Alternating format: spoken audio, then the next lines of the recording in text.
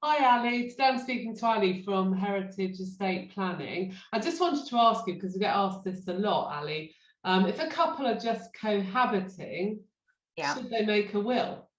Oh my goodness, that's like top of my list. Oh. So they're the ones really with no legal protection at all. So if a married couple die without making a will, mostly the law provides a lot of protection there. Most of the estate would go to the spouse, and then if they've got children, the rest of it would go to the children. But for a cohabiting person, they have no legal rights whatsoever. So if someone dies without making a will and they're cohabiting, anything in their sole name would be distributed. If they don't have children, it would go up to parents and then along to siblings, but it would go nowhere near the cohabiting partner.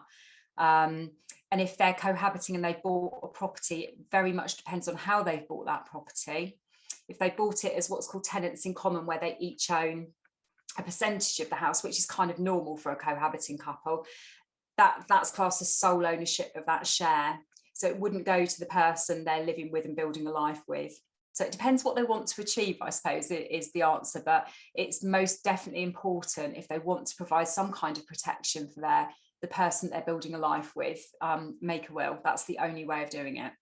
I had a call from somebody a few months back where it was actually from a friend of the person.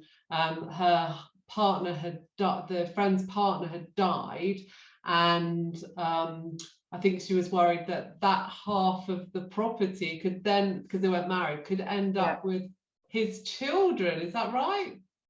Yeah, if he had children, it absolutely would. Yeah, completely. If they're under 18, it would be held in trust for them until they reach the age of 18, but there would be no protection. So in other words, the trustees could in theory force the sale of the property if they felt that was in the best interests of the children. So that's harsh, isn't it? When you've bought a house together, it's your home, and you could be forced to sell it in that situation. So how should somebody be buying a house together if the partner dies? Oh, I guess they just put it in the will that their half goes to the partner they're living with. Yeah. It's kind of sensible in some ways for a cohabiting couple to buy the property as what's called tenants in common. So they've got their individual share, because you never know what the future holds. Life happens, events happen, they potentially could split up. It leaves things a lot simpler if it's that way. And as long as you've made a will, absolutely fine. But if you have no intention whatsoever of making a will and you want to make sure your cohabiting partner is fine, then buy as joint tenants, and then it will automatically pass by survivorship. But there's no real backup for making a will in that situation. That's really the way forward, to provide that protection.